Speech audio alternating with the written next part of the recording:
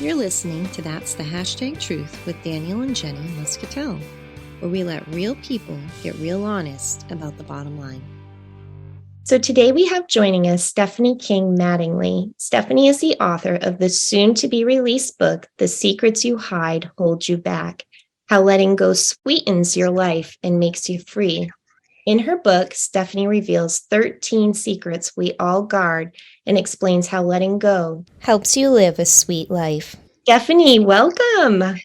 Thank you. Thank you both for having me on Thanks your for being program. here. We're so glad to have you. I am excited for you in your book journey. The title of your book sounds amazing. I can't wait for the release of it. I think so many people in this life, just title alone, are going to relate to that, because how many of us go through life with a mask on, not maybe sharing all of the things that are going on in our lives with the people we know. Can you tell us a little bit about, I guess, just your book and what led you to want to write it? Mm-hmm. Yeah, sure. I'd be happy to. The secret you hide holds you back. It speaks about my life because of the secrets that I held, what it began to do to me, and how I found my way out. The book also gives tips on how you can relieve the burden that secrets can bring. And what I mean by burdens that secrets can bring, when I'm trying to determine in your podcast and thinking of your audience where I would begin, at a very young age, I became aware of God and who he was. Mm-hmm. And the preacher in our family was my uncle, and he pastored that small little neighborhood church for like 50 years. But when I was 12 and 13, about 12 when I got baptized, and of course the family took us to church every week, I found this kind of insatiable desire to know more. I just wanted to know more. Wow. So I would go to my Uncle Wes, we called him, go to his house, and I would literally sit on the floor in his office while he was studying and writing these sermons out. Oh. And I'd ask all kinds of questions, about life. And he listened, and that just became cherished time. But of course, I grew older. My curiosity did not lessen. By the time I got to junior high school, we moved to another city. I started taking my Bible to school. I had gone to vacation Bible school, and they taught me how to kind of handle the Bible. Yeah. I took it to school. If you can imagine a 7th grader in the lunchroom with a tray and a Bible spread open on the table. That was me. That didn't last too long. But then when I got to high school, I found a friend who went to church, and she started taking me with her family. Mm-hmm. So I always had that curiosity, but I didn't quite click or figure out, how does this apply to my life? What do I do with this? And so life went on, had my career, and and in my career, I feel as if I was driven to my knees. That's how I describe it. Trying to do life in my own strength. It did not work. And when I was able to look up and try to go on, I found that there were a whole lot of other type of spiritual books and things and people. And I looked around, even dabbled in a little of it. And that brought me down even lower. To the bottom. And it was my mother. It was her faith, her taking me back in, nursing me to health, taking me to Sunday school class with her, that I came to the realization of who God is. who he is. And if it is so that he is my life, then I have all of his power and wisdom. I have all of his peace already, all of his love and joy. Those things belong to me because I belong to him. That story is where I am now. And it's just growing and flourishing, and the realizations of who he is and the way he shows up in my life and the blessings that come. And that I'm actually sitting here chatting with you. It's just a testament to his greatness and what he's done in my life. But all along that way, when I was trying to figure out what was going on, I had things happen from childhood on up. Traumatic events. I've had people say ugly and nasty things, be discouraging. You know, I had personal failures and shortcomings that I didn't want anybody to know about. Yeah. I kept all those things just stuffed down in here. Yeah. And they brought lots of turmoil, anxiety and worry and fear. That's what was happening to me. And so I got to a point where I just knew that I could not go on this way. I couldn't go on this way. And that's when I just started looking around. I always had the tendency, the enjoyment of writing and journaling. So I used to write about a lot of this, just write and write and write, and even talk to God about it as much as I knew him, you know, just write and write and write. And I believe that helped me. And so one day, about 3 or 4 years ago, I ran into a lady who said, "You should write a book." But write a book, okay. So she had a course. I took her little course. She said, "But you need somebody else. I know who you need. You need Rich Kozak." Oh, I need Rich Kozak. Okay. Rich is a branding consultant and a book consultant. So I went to a workshop, and I was sitting as a business workshop, a Zoom, probably 10 or 15 people there. And as he spoke, I started crying. Just tears just started rolling in my face because of what he was saying. And what Rich was saying was that we each have a message. We have a message in us. Mm-hmm. Something has happened in your life to bring you to this point. You should tell your story. Yeah. Tell your story. And he proceeded to explain how telling your story is going to impact the lives of others. You know, I wasn't aware of the author's world and books and coaching, life coaching and all that stuff. I just wasn't into that. And he opened his world. I was like, people are telling their stories. I need to do this. I believe God wants me to do this. And that's how I started with this book journey. Yeah. Oh my goodness, that's incredible. Just a backstory to all of that and how all of that wove together. So you're at this place, you're like, all right, I didn't even maybe realize while I was journaling all this time that this would be what might come of this. You know, I mean, certainly other things came of it besides the book, you know, healing and joy and fullness, but also this ability to say, I'm going to take this and share what I've learned with somebody else. And so now you're going through this process, right? You're like, all right, I'm going to write a book, I guess. Yes, I will. Kind of take all this journaling that you put together and turn that into a book. What was your process in kind of picking and choosing everything you've been through? Sure. Well, the book is not so much chronicling the things, all of the things that have happened.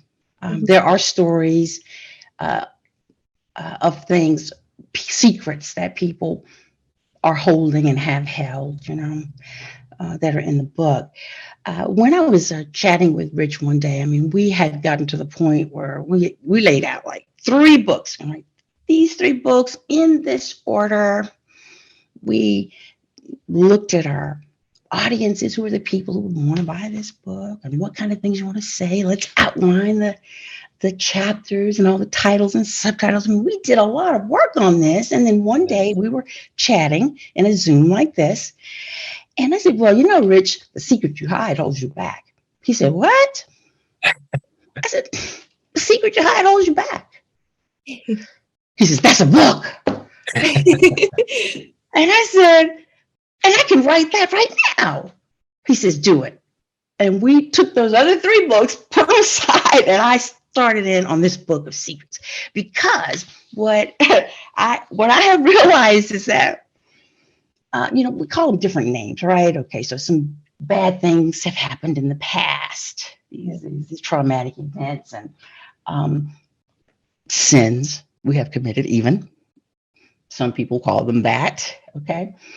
All of this is in our past, and we are stuffing it in here. I started researching about the things that we hide, the things that we keep secret. And I discovered this study at Columbia University. It's a big longitudinal study. At that point, 13,000 people. Now it's over 50.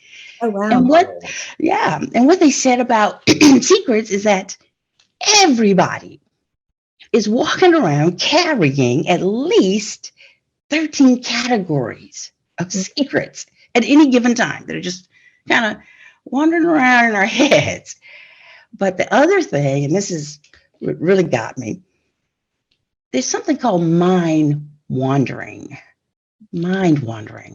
So when you have some downtime, kind of quiet time, you're just laying back, the mind will go back there and dig up a secret, something that's really troubling you in here, you don't want anybody to know about, and bring it right to the forefront of your mind.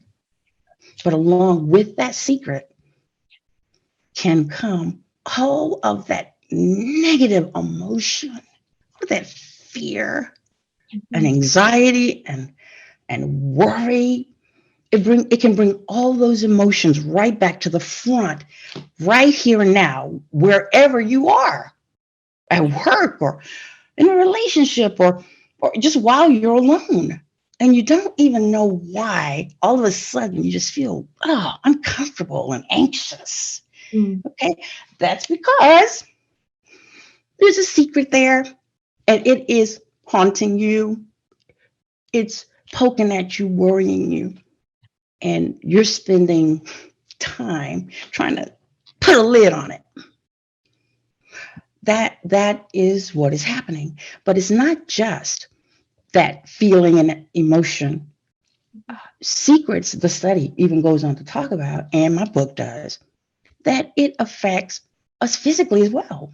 I mean, we all know about stress. Stress kills. Yeah.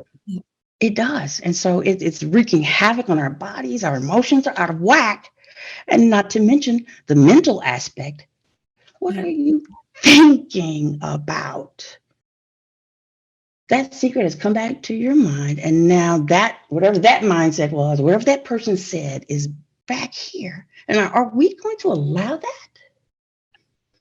Are we going to allow that kind of invasion in our minds, in our thinking? And I say no, that we don't have to live that way. That we can learn to take these thoughts captive.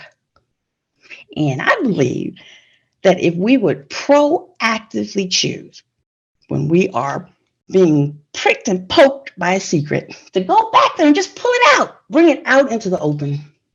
Look at it, expose it. You choose to expose it, not somebody else ratting you out.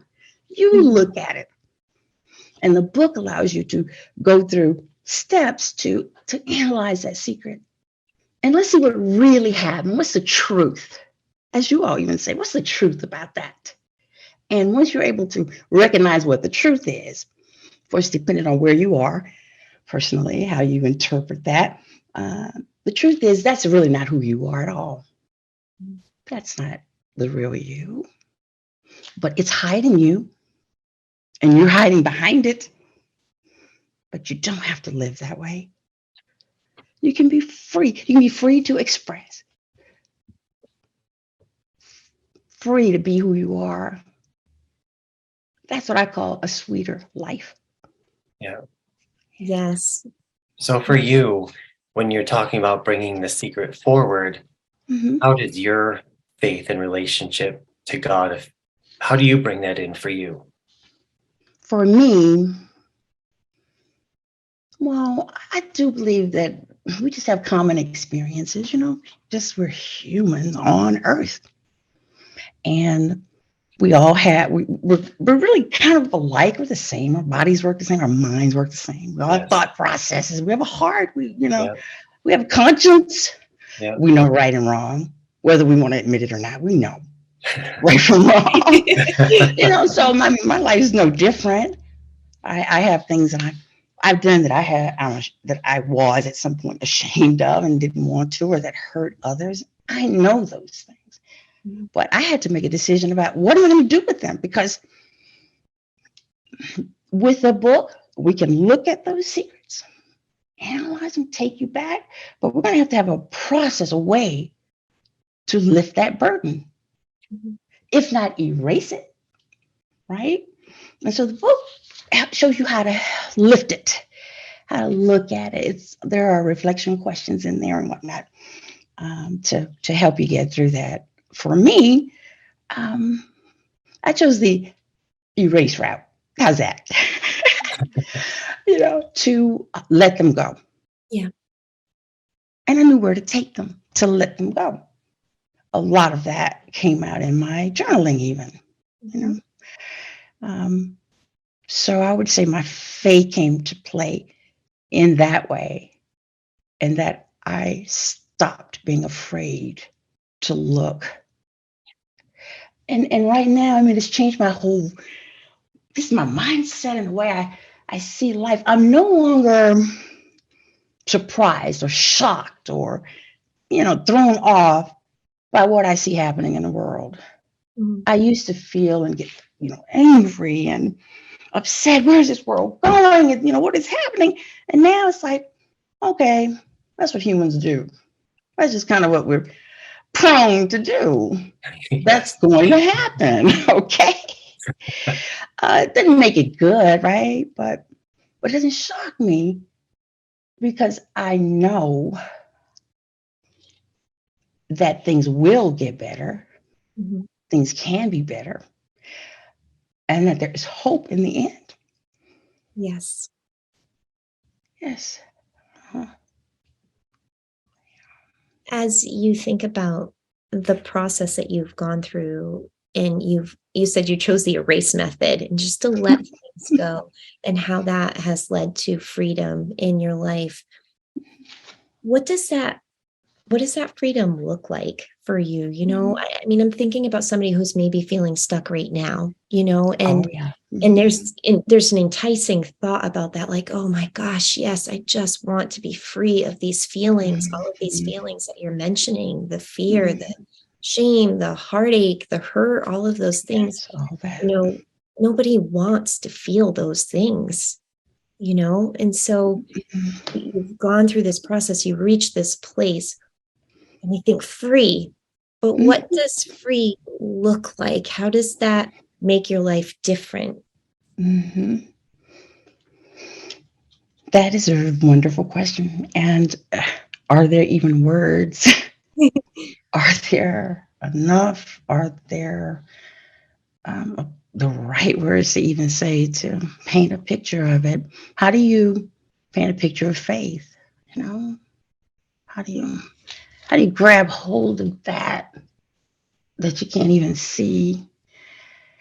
And for me, when I chose to let go of thinking that I could fix myself, when I let go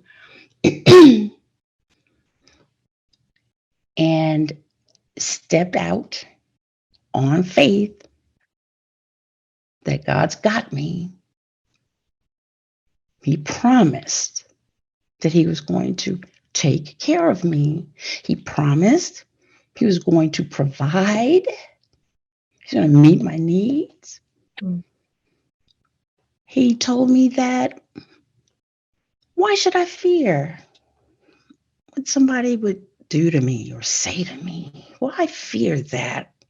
I've got you eternally.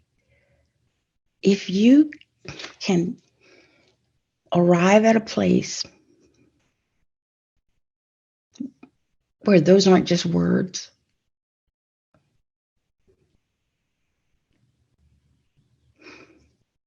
that you believe them and that it is real, as if you can see and taste, although you can't, but it's like that. Yeah. For me, it was like, the handrails appeared. I got up off the floor and stood up tall. And, here I am, world. I'm here. I spent at least almost 20 years stuck at home because I worked on my own. So I was working at home, but my kids were in school, and I would have day after day after day sitting in front of the computer, working, not talking to adults or anybody, right? Just stuck, like in a cave. Yeah. But I came out of that cave. I was able to step out. And I know it sounds cliche, to step into the light. But for me, really, it was like that. It was stepping out from that computer and out of my door to try to face this big world. And I was able to do that because of my faith. And now I'm able to turn around and talk about those things that I was thinking during that time of being stuck. We go through, why do we hide secrets?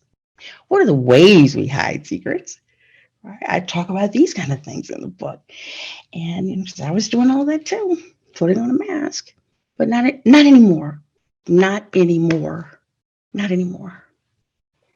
There's a lot that just stands out to me as I hear you talk about that. And one is just, not only freedom, but it sounds like a lot of hope, a lot of peace, a lot of comfort, a lot of opportunity to just see the world in a different way. And another thing that stands out to me is, you say, gosh, we don't want a spoiler alert or anything like that. Okay. So I'm thinking like, wait a minute, I want to ask this and this, but I'm like, I know by book, right? So, if you are thinking back through this process about the most powerful moment that stands out to you, there's probably many, but there's usually that one bigger place that maybe it was the fear, maybe it was, whichever emotion it was for you. Now that you've kind of reached the other side of that, are these things that you have to go back and kind of just, like remind yourself of the process as well, as new things come up in life? And what would you say to somebody who's maybe in that place right now? They're in that, gosh, I'm stuck place. Right. Yeah, there are many places. I think what the most apparent turnaround happened about 5 or 6 years ago when I met my husband. And we knew each other from many, many years ago, like back in the 80s, long time. But we ran into each other on Facebook one day. We did a happy birthday one year, happy birthday the next year, happy birthday. And then one day I decided to strike up a conversation with him. And so that started what I call a whirlwind romance on Facebook. We had people following us. I lived in Texas. He was in South Carolina. We commuted. So every 3 months, I'd be there, he'd be there, back and forth. And all of this played out online. It was a lot of fun, right? Yeah. But what happened in our getting back together after all those years because we didn't really know each other back then, But when I started daring to open the curtain a little on my life, I didn't want anybody to know I was, at home, depressed, in front of a computer, afraid to get out, afraid to try to do a different job or try new things. Or, I even keep my children kind of close. I became a helicopter mom and Yeah. all these things that kind of come on my life that way. But when he came, he started asking me questions about my life. And I, little by little, began to reveal what was going on. And I guess his faith would not let him stop pushing me that way. Mm. And he started kind of making me answer to, where have you been and why aren't you? Well, why not, Steph? I thought you said you knew that God was going to take care of you. He would like challenge me. Yeah. Well, after that whirlwind 2-year engagement, we married, and I'm in South Carolina, and we came together. And since we have been here together, he still does that. He says, go out there, go get them. Do a good job. You're going to be great. God's got you. I mean, it's like I was constant cheerleader. That is so awesome. And it is a wonderful experience. And I never thought that would ever happen to me. That was just another one of those blessings. Mm. And because of that kind of support, with my faith, I have been able to write this book, the first of a series of things that were only just faint dreams from a long time ago are now happening. And every day is like an adventure to me. Every day. Because I wake up and it's like, okay, I don't even think about my weaknesses or the things that I might have done wrong. See, that's all taken care of.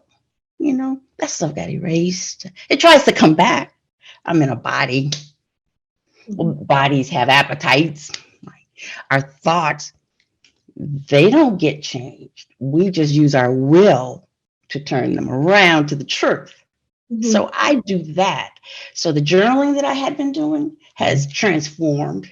So that I still do morning journaling and prayer journaling, but it's like I have the joy of being able to pour out all of my concerns.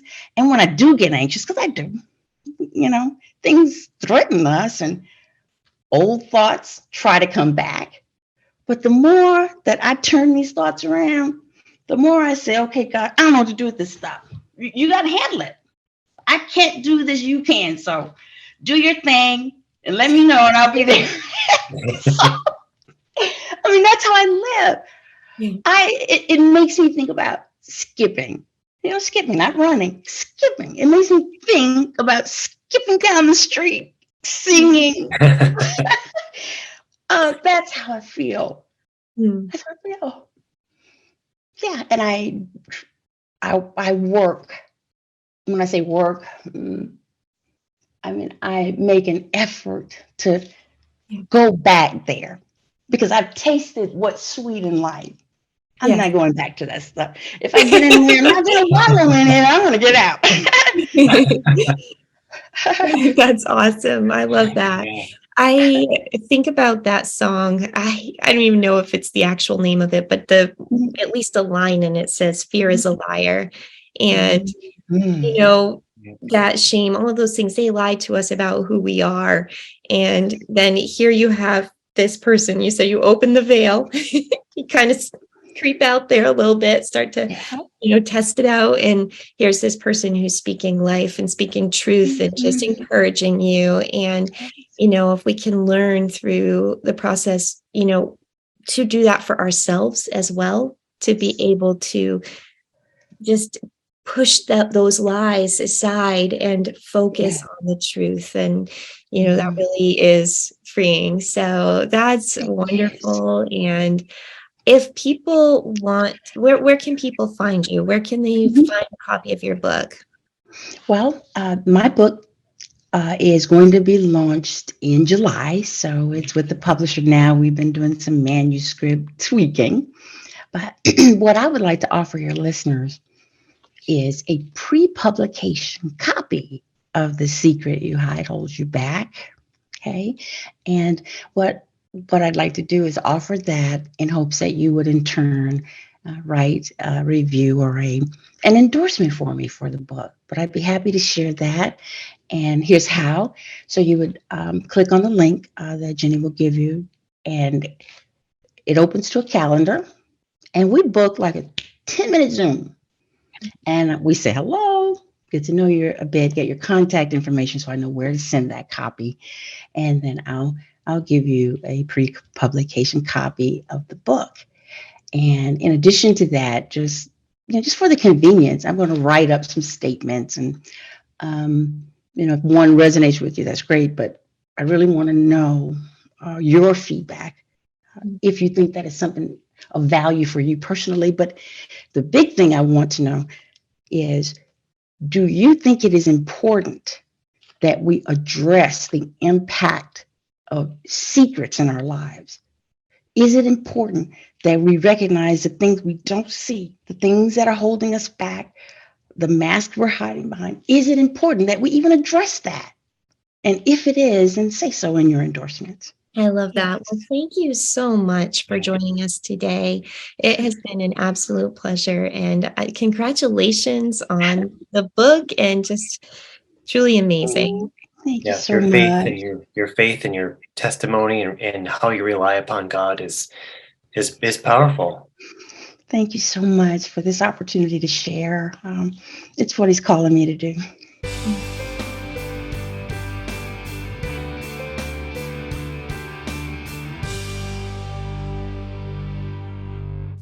What an important message for people to be able to move forward in life. The power in that statement. Yeah. I think it's so common that people struggle with this very thing.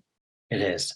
One of the things I really liked that she said was, when I made the choice to take that step out in faith and trust God. And it's a good message because it is a choice. We have to make that first step, and we walk by faith. Yeah. And how awesome to be able to receive an advanced reader copy of her book. So yes. For those who want to check that out, the link will be in the show notes. Thank you for listening to That's the #Truth. Remember to catch new episodes every other week on your favorite podcast channels. To learn more, visit us at jennymuscatell.com or muscatellministries.com.